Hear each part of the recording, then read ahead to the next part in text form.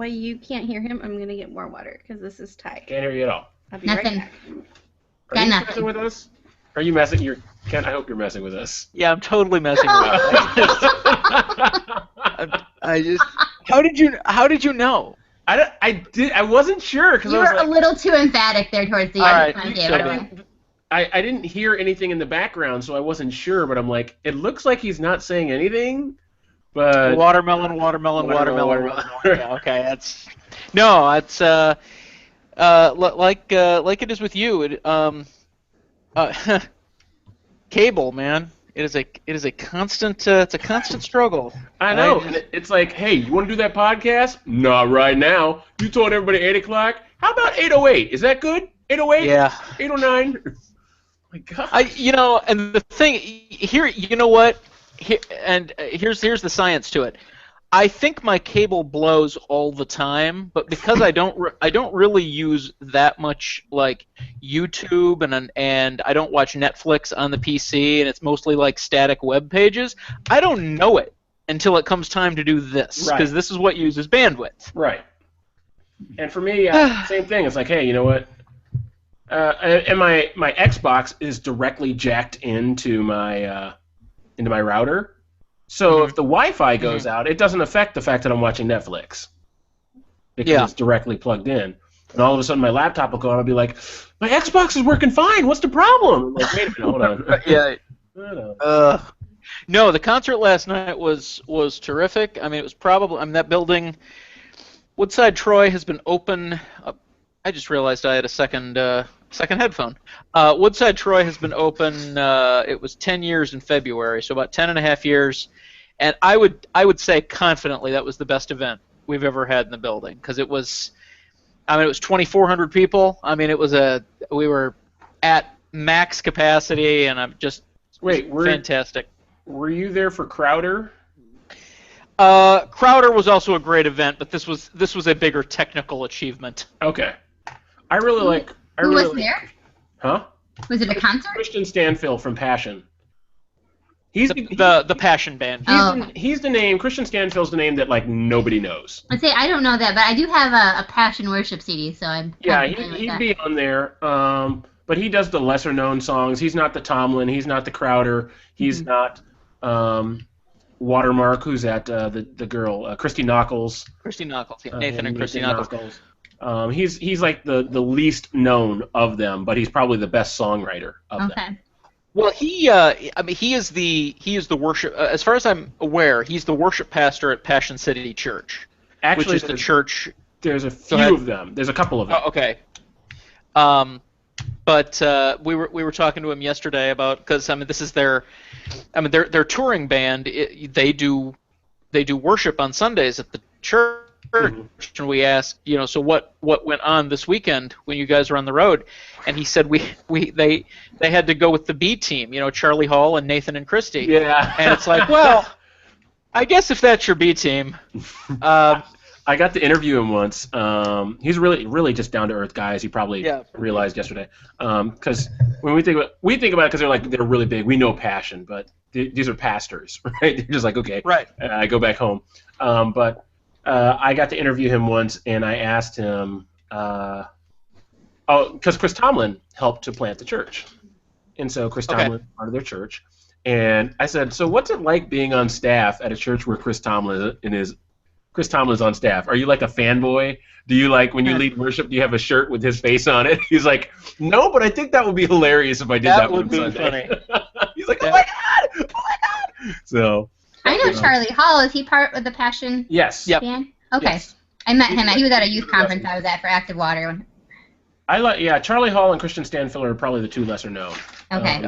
Nathan and Christy Nockels were known as Watermark way back in the day. Okay. And then they stopped doing that, and now she's doing her own thing. And he's still kind of no, it's too much. Nope, like right there. That's good. It's like this chair is like wobbly, so okay, there we go. That's better. There we go. Okay. Sorry, it's a whole ordeal sitting next to each other sometimes. Well, in not the same chairs, we're at not different the same levels. chair. She's lower. Oh, well, she is the woman. Be able to reach she this. is in fact the woman, so her or seat is the right Oh. height. Hey, Kara said it. I was just agreeing. Trying to, Because trying to was think of what joke. It's like they say a joke is like a frog. When you dissect it, you figure out how it works. All right. So I was going to say, and it was going to be funny. You're Sean Connery now. Okay. I don't. Do you get that reference? No? Yes? Nothing? Sean Connery very famously once said that his wife always walked 3 steps behind him because that's how it was supposed to be. Oh. Yes. Wow. So. Well, he is James Bond. Well, he was. So, you can say whatever he you was, want. not anymore. No. Okay. All right. So who's got some hats off? Because I don't have one yet. Oh. I've got one. I know. All right. So Kara and Kent are going to go with the hats off, and then Jen and I will find one for the next episode. Sorry, I just got All right, home. sounds good. She just got No one. worries, Jen.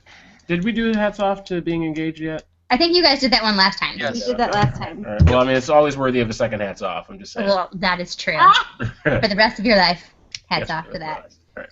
All right. Well, So, Jen de-hatted you for your creative proposal, and then you did something frivolous and said, "Oh, I feel bad now," or something. It was like, I gotta go back and look at that one. I haven't edited it yet. Yeah. So it's like, all right. So okay. So let's hats off, Kent and Kara. You want to go first, Kent? No, you go.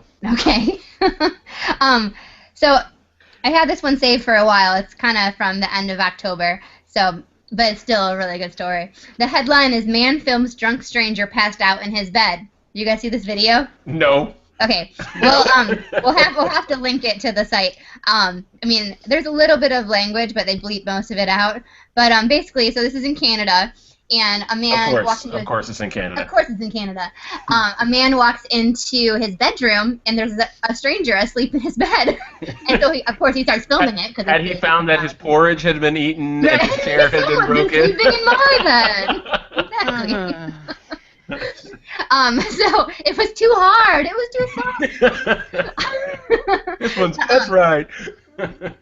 So he starts filming it, and filming him trying to wake up the guy, and he's like, "Hey, guy, do you know where you are right now?" And the Hey, person- guy, is that what he said? He I literally don't said, know. "Hey, guy." That's what I would have said. But hey, guy, random guy.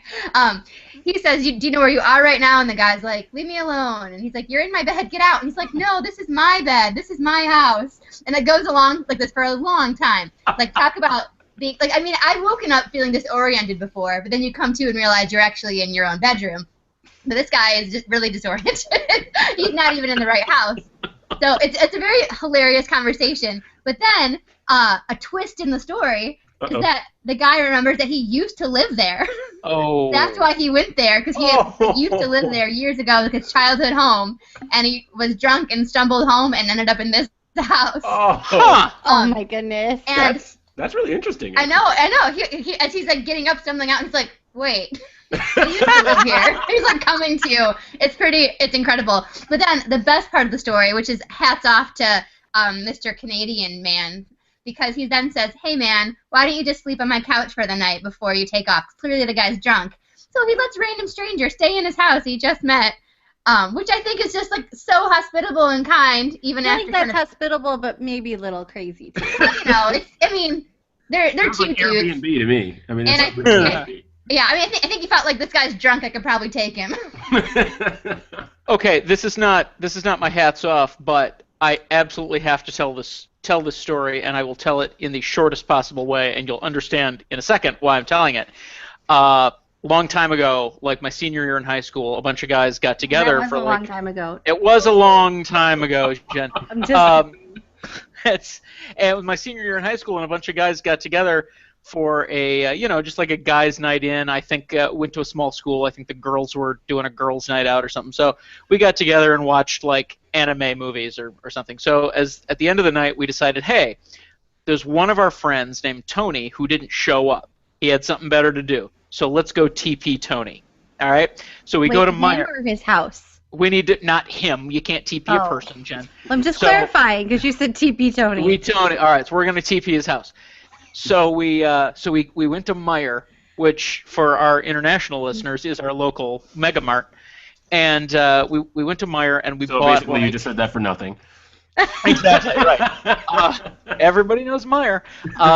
So we went to Meijer and we bought like 100 rolls Oh of my. cheap toilet paper, like 100 rolls, and gradually, I guess, as the reality of doing this, or like having to get up the next day, so one by one, our group peters out. It's just like people are peeling off and going home and bailing on this idea, right? So it gets down to me and Adam, just me and Adam, all right, and we're Wow. gonna go. We're gonna TP Tony. So we Tony- drove. Tony again, not Tony's house. Right. Go on. Tony's house. All right, we TP Tony's house. So It's funny we 'cause go. She leaves out words in I know. No. I don't know. all the time.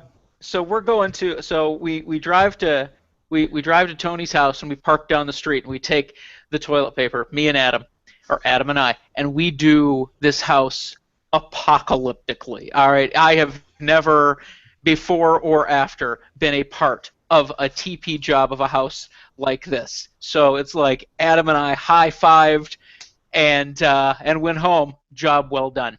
The next morning is Saturday, and I get a call, and this is back before like caller ID or cell phones or whatever.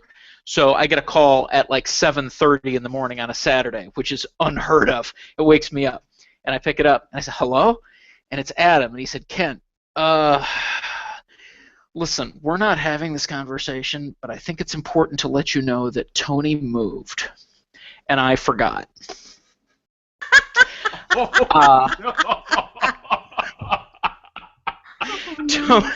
Tony moved. I forgot, and it turns out his family had sold the house to this little old lady. Oh Aw. So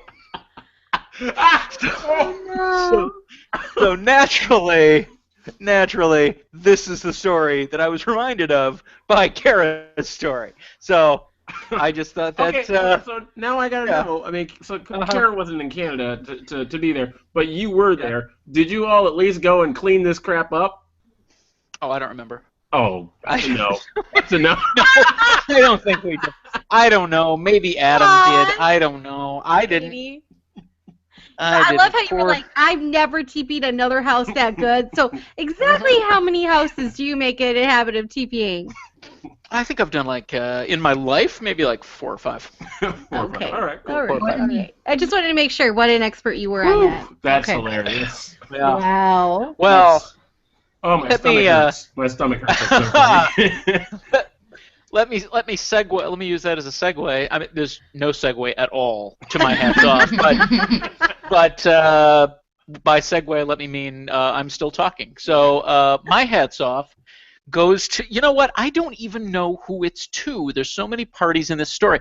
So let me give a hats off to. Let me click on this here. Okay, to the New York Times Magazine, who ran a poll. Ran a poll yesterday, I believe it was.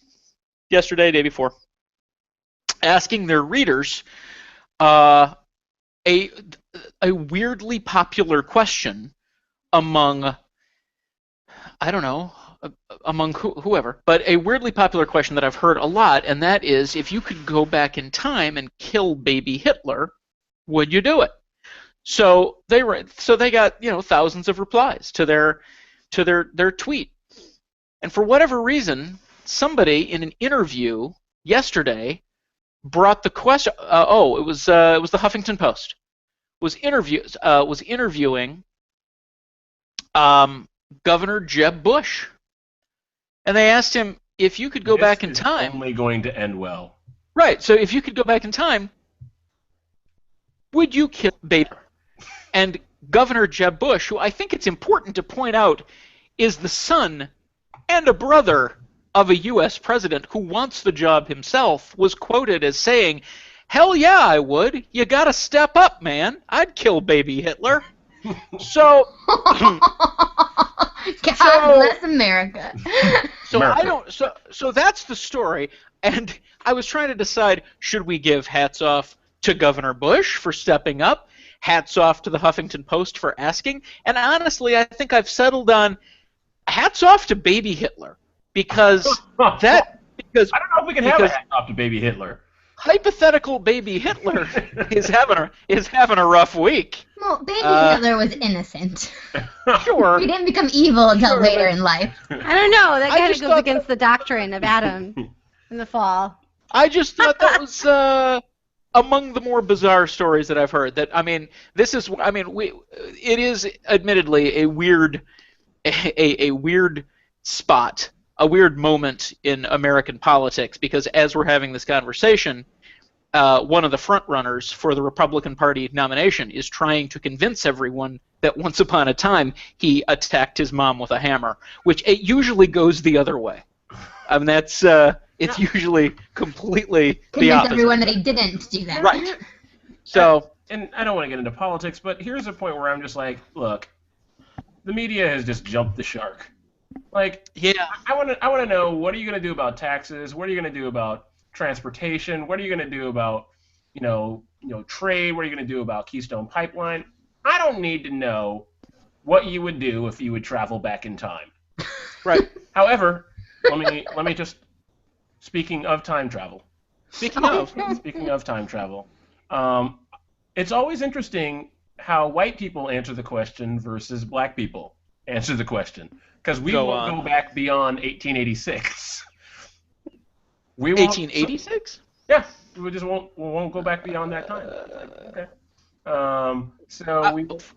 Forgive my ignorance, but what happened in 1886? Wait, hold on, I got the year wrong. 1890? No, shoot. Don't quote me on this. I should know this is a history major. The year that slavery ended. Okay. So 63 in the South. 65 was when the war ended. Something else happened in 1886. I can't remember what it was. Either way, so we wouldn't go back beyond that time. Was it getting the vote? Say again? Was it getting the vote? I don't know. You're taking all the steam out of my joke. I'm sorry. Go. Not going to go back. Sure, right. White people can go back to whenever they want. Black people, we're like, nope. Yes. We're probably not going to go back beyond 1970. Let's be honest. No, that's on you guys. That's on us. That's What? on us. No. That's you. That's you saying to my people, whatever happened before 1970 is on you. Honestly, I don't think black people should go back in time before the debut of All in the Family, because that's when it really turned around for you guys. Well, true story. Thank you, Archie Bunker. Absolutely. Either way. Okay, so now we're going to talk about, what is it, 1886? Mm-hmm. What are you looking at? What happened in 1886? Okay, either way. Doesn't really matter. This is all going to be. First trainload of oranges, anti-cheese. Okay, general strike, pharmacist. Coca-Cola! Coca-Cola was invented in 1886. Well, that's what you're referencing. We don't go back before there was Coca-Cola. Yes, and then the great San Francisco earthquake. Anyhow, so neither of those had anything to do with what I was talking about, but all of this is being I think edited you out, so just it had doesn't the really year matter. wrong. Doesn't even matter. Okay, so Did you Starbucks. mean 1776? No, Starbucks and Christmas. I have a feeling this will be a short conversation. Probably. Yep. Well, and here's the thing: I don't want it to necessarily just be about Starbucks and Christmas. I want it to be about the overarching narrative that comes out every single year at Christmas surrounding Halloween. Christians freaking out about Halloween, and then that's Satan's holiday. That's what I grew up with. It was Satan's holiday. Right. And then going over to Christmas, which was also a pagan holiday to begin with. Nobody wants to talk about that. But every year, stories get trotted out in the media or on Facebook, on Twitter, starts to trend. The war on Christmas. And this year's target is Starbucks. Starbucks has released their annual Christmas cup without the words Christmas. Let me just point out, this is the first year, and this says a lot about how much coffee I drink. This is the first year I knew Starbucks had a red cup. I had no idea that there were seasonal cups at Starbucks before this year. So they've got the seasonal cups. They've got kind of like a fall cup when pumpkin spice hits. And then they've got... Oh, really? Okay. Yeah. Then they've got the Christmas cup, depending on where you are regionally. At at 4th of July, they kind of have like an Americana cup type deal. But Christmas, they always have at Christmas they always have the red cup. And it's a collectible thing. Like they come out with little ornaments and whatever too. So I guess there are, at least if the media is to be believed, and I'm having less and less faith in the media in recent years. But if the story is to be believed, there are some Christians who are in an uproar, which knowing Christians, We that love to I've known uproar. over the years, we love to be outraged. It was probably 4 guys on Twitter. It probably was, and they got all 4 in the CNBC story that I'm reading. They got 3 of the 4 people who said stuff on Twitter about this. And so every year, I guess the conversation I want to have is there actually a war on Christmas? Is there any kind of war? Because to give some perspective, this year it's Starbucks, and it doesn't say Merry Christmas on their cups, so now we're upset.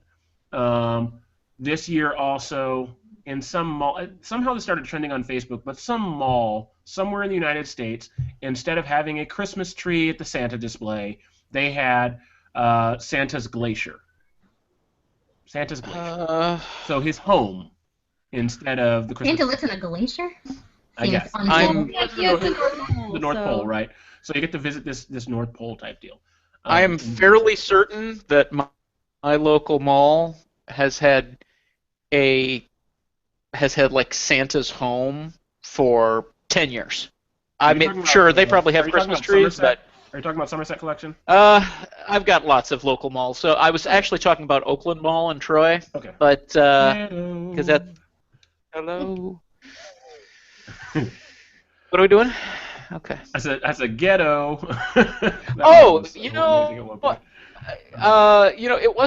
It wasn't when I was growing up. Is this going to get cut? I mean, let's talk about Oakland Mall. It was amazing when I first moved to Michigan. Okay. Now it's the ghetto mall. But either way, there's Santa's. That's only because that's a glacier where they've removed. That is only because they tore down Universal Mall. Anyway, go ahead. Yeah, true story. And it's really nice over there now, by the way. But it is. Then last year it was Target. Target was the target because Target stopped saying. The irony. I know, right? Stopped saying Merry Christmas and started saying Happy Holidays. And so people said, I'm going to boycott Target because of this. So my question is... Actually, not to be...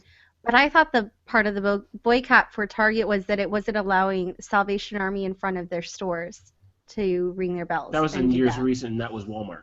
No, it was Target too. Okay, all right. So maybe, either way, there's all sorts of stuff whammy. that surrounds Christmas where people are getting offended. All this is being cut off anyway, so don't worry about the accuracy of what I was talking about. Sure. So, but every year something happens where people get very upset about what is going on around Christmas, that Christ is being taken out of the holiday. Do you all think that there is a war on Christmas, or have you experienced anything like this, or do you think it's just being blown out of proportion? I have not met anyone who's actively seeking to destroy Christmas. I think there are a lot of people that are looking for things to be offended by. But no, I don't think there's anybody that I know. I mean, maybe someone out there. There's weird people in the world. But I don't know anybody that's actively trying to destroy Christmas. And, yeah, I think it's such a strange thing. I was looking back at what the past Starbucks cups have been to see, like, what the uproar is. And, like, this went back, like, 10 years or something. But I didn't see any, like, overtly spiritual images on any Starbucks cups. There was a few that had like Christmas bulbs, some that had reindeer, one that had like a child sliding down a hill. There were some snowflakes. Right. I think they had like a nutcracker and a snowman or something. Yeah, there was no like nativity scene. There wasn't even really like a Christmas tree. It was kind of just like holiday time. It's a festive holiday cup.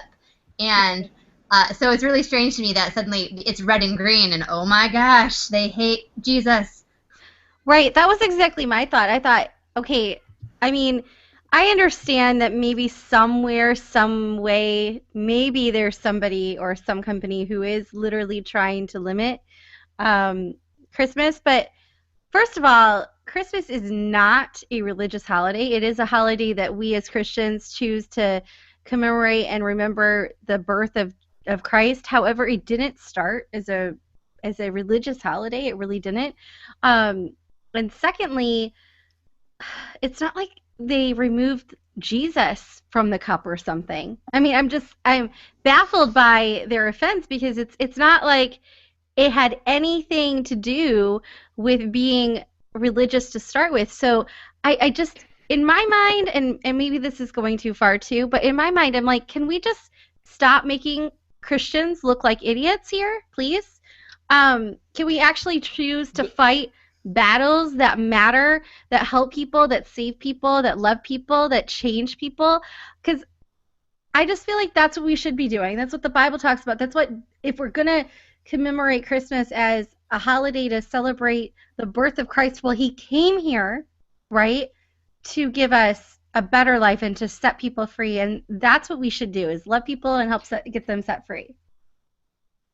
There is a particular, and in the interest of fairness and keeping our listenership up, there is a particular cable television network that traffics exclusively in fear and caters to scared people.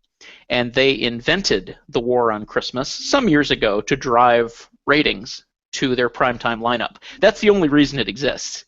There's really essentially one media outlet talking about the War on Christmas. They talk about it for 6 weeks Who could you be every talking year. about, Kent? I don't know. I said, well, let's keep that. There's one media outlet. They push the War on Christmas. It's their thing. It's been in the news, I don't know, roughly 8 to 10 years.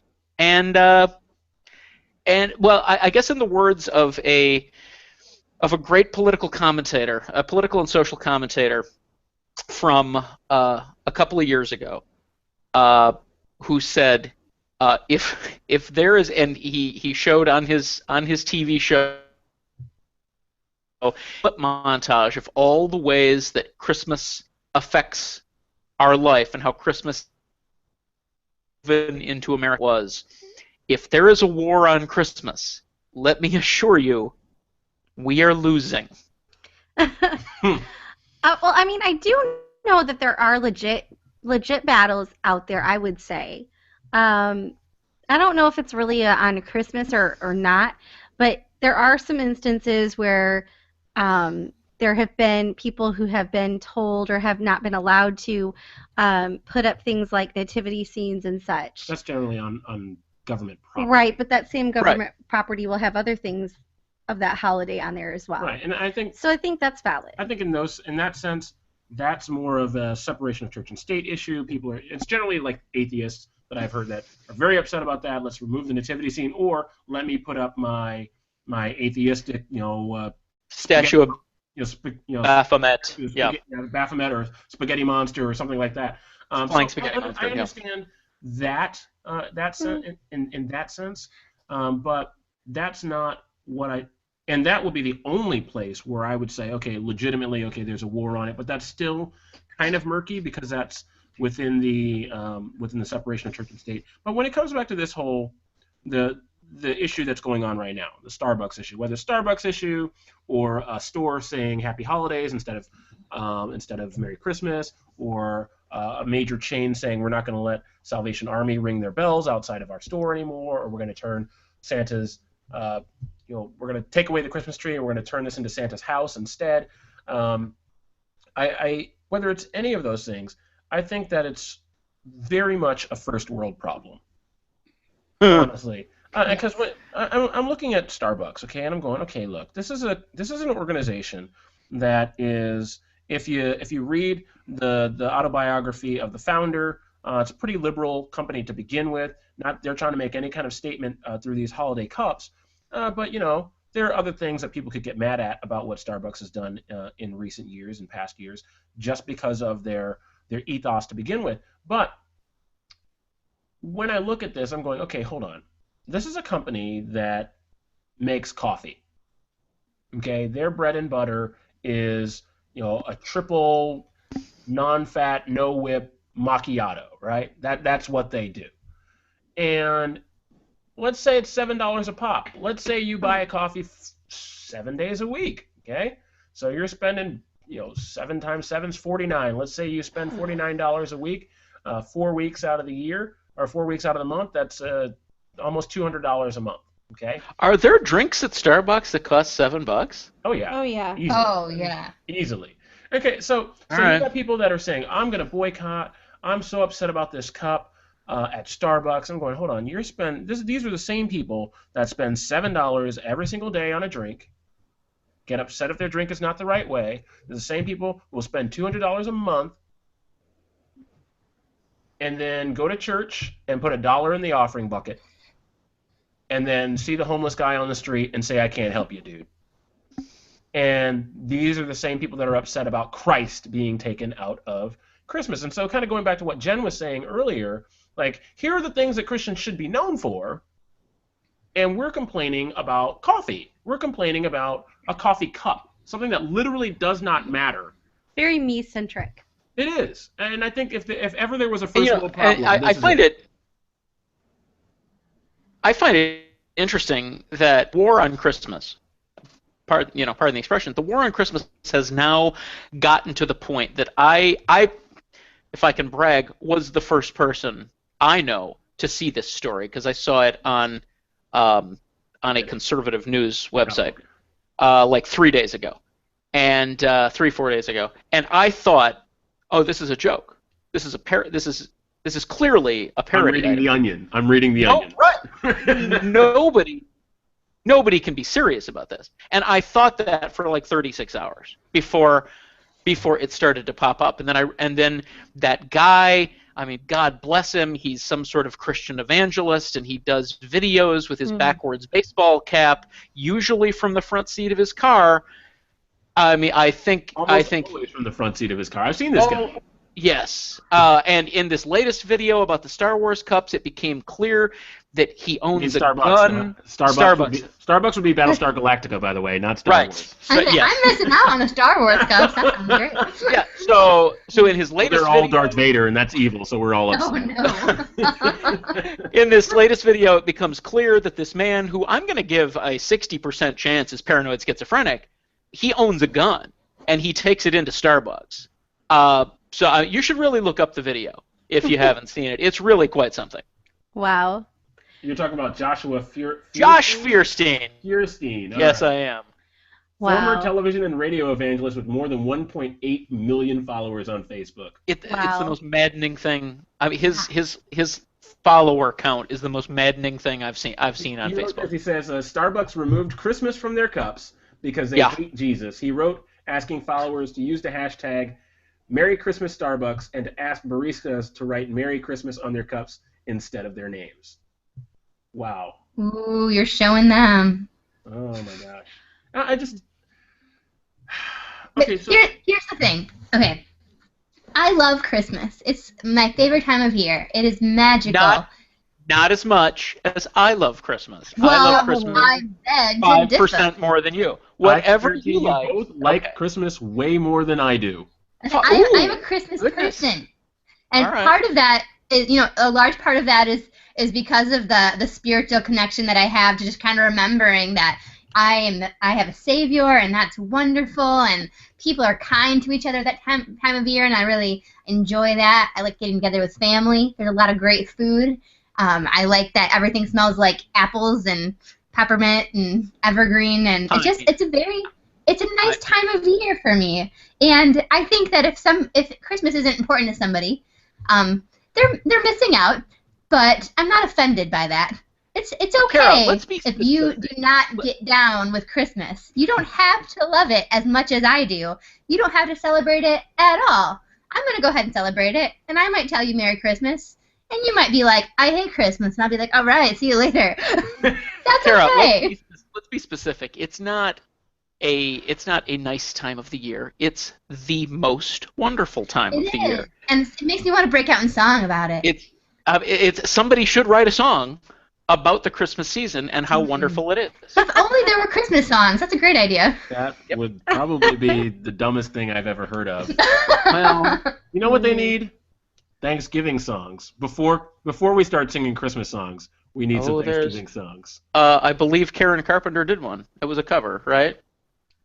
Home for the Holidays is very specifically Thanksgiving. Okay, right. I remember a song with lots of gobbling in it too. I can't remember what it was. Okay. Gobble. All I know is the president pardons one of two turkeys, and Yes, and the other one goes to a life on a children's farm. Yeah. Well, one goes to the life on the children's farm. One goes to death. One Presumably. goes to the farm, in quotations, that all special animals go to. But yeah, I mean, when it comes to this, what this reminds me of, what bothers me about this is, okay, so you're talking about the most wonderful time of the year, referencing the song. It's hilarious, thank you. And it is. I mean, it's a time where people stop, people reflect, people slow down. It's family, like you said, food, great smells. I have Christmas traditions that I have with my family. Now that Jen and I are engaged to each other, I'm entering into her family's traditions as well. But what I feel like this does, there's a war on Christmas every year, whether it's one network or whether it's one guy on the internet with his hat turned backwards giving a video from the front of his car challenging his 1.8 million followers to make Starbucks say Merry Christmas. I think what it does, like Jen was saying earlier, maybe we're just continuing to say the same thing, is it paints us in a very bad light. It paints Christians in a very bad light. And I don't think that we need a PR campaign to make ourselves look better. But basically, I almost feel like everybody's fighting up till Christmas. Mm-hmm. And then at Christmas, we're like, okay, let's pretend that everything's, merry and bright. Let's pretend that everybody is okay with each other. And then we'll pause. Like, well, this is a commercial break, right? After these messages, we'll be right back, that kind of deal. And then as soon as Christmas is over, we're right back to, I hate you, you're terrible, you're taking my rights away, you're taking my guns away, you're too religious, you're homophobic, it's back to hating each other. And that's what bothers me, because I feel like the lead-in every year, the war on Christmas, is the lead-in to restarting the cycle. After we take a break for a minute, it's a restart to the cycle beginning in the new year. I think that we could take a few cues from our Savior. And what I mean by that is in the Bible, he didn't go to bat fighting the wars that the Pharisees and Sadducees and all of them, the religious leaders of the day, were trying to fight. He didn't go fighting those. He instead went to love on people, and he hung around people to show them the way, people that they wouldn't even be caught being seen with. And I think that as Christians, we're literally called to be a little Christ. So we're supposed to be an example of who he was. And I think, like our Savior, we need to choose our battles wisely. And we have to recognize that we only really are going to get so much of what we have to say or fight about listen to. You can't win every battle, but you need to try to win the war. So you have to be strategic. And maybe somebody out there really feels this in their spirit. Okay, but is that the battle we should be going to war for? I mean, you can have disagreements with somebody, but you're not going to go to war with them over something small. And maybe this isn't small to everybody, but what is big are the things in the Bible that we know we're supposed to fight for, the injustices in the world, like things like poverty and taking care of the fatherless and doing and reaching the people that don't know Christ. And I don't think that by doing this, I also think we're not being a good witness. Again, choose our battles. You never see Jesus fighting for himself. He always fights for other people. Right. It's never like except for that one time in the temple. Well, even then he was defending God. Well, even then he was defending the people that were being taken advantage of. Are you saying you don't think Jesus is God? Are you saying this is my house? But he also was defending the people who are being charged more than they should have been to go and serve and sacrifice to their Lord. So he was like, "You're not dealing fairly in my house. What are you doing?" It's we are promised that we're going to be persecuted for following Christ, and that looks different in lots of different places. We aren't often threatened with physical death or violence. It's usually in smaller ways, but whatever the example, what I see from from Jesus is you turn the other cheek. Somebody takes your shirt, you give them your cloak too. And it's not a, oh, they said something bad about Christians, I'm going to defend myself until they feel like fools. Like, no, that all that does is get people angry. I just don't see Jesus doing that. I see him fighting for other people. And so there are lots of battles that Christians should be involved in, and those are things like the war on hunger, and helping the homeless, and the refugees, and there's a lot of wars that we should be fighting, and putting our energy into something like Starbucks, like you said, Calvin, is a first world pain, and it's a waste of who we are in this world. Now, that being said, one thing that I do wonder, the more I talk to people, the more Christianity gets pushed to the margins and gets, hey, that's a personal thing, just keep it to yourself. I was actually, of course, there was a Facebook thread, and this guy hadn't read the Bible, but he said, Christianity is a personal thing, it should be a private thing. I was like, you clearly have not read the Bible at all, because it says the exact opposite of what you just said. Sure. But the question becomes, there are certain times of the year, certain seasons of the year, Christmas and Easter specifically, where I believe that the world itself is primed for the preaching event, okay? Because you have Christmas, which is the advent of God. You have God touching down. The eagle has landed, right? Mm-hmm. And then with Easter, you have the resurrection of Jesus. Right. And so if I'm going to give any credence to people who feel like, oh, there's an attack on Christmas, you're saying, Happy Holidays instead of Merry Christmas, you're not letting these people who help the poor ring their bells out front of your store, you're making it harder to be Christian, you're taking away from the preaching event. Because if you say Happy Holidays, that's not the same as saying Merry Christmas. Oh, what's Christmas all about? Well, it's the Mass of Christ. Let me tell you about this Christ who it is the Mass for. And so in that respect, I wonder if the march towards secularization, the march towards understanding that we're a pluralistic society, we have lots of people who don't celebrate this, does take away from this prime time, so to speak, for believers. I mean, believers should always be speaking of Christ, but these are particular times of the year where I feel like the earth is literally primed for the preaching event. So I wonder if people have this fear, like, okay, you're taking away the ability. It's like taking away a Sunday morning pulpit in a way for some people. Mm-hmm. Well, because there's a lot of people who only go Christmas and Easter. I think that's valid. I think it's not so much that. I think it's how we're approaching it. What about the scripture that says, "Be angry and sin not"? You can be passionate and want to reach out to people, but if we allow our message to be lost in that, then we're missing the whole thing. What about showing love and overwhelming that? People with that. And right. What I'm saying is, with the Christmas and Easter thing, okay, anybody can show love. A person at the Salvation Army can show, and I want Ken to get on this because I think he has a comment.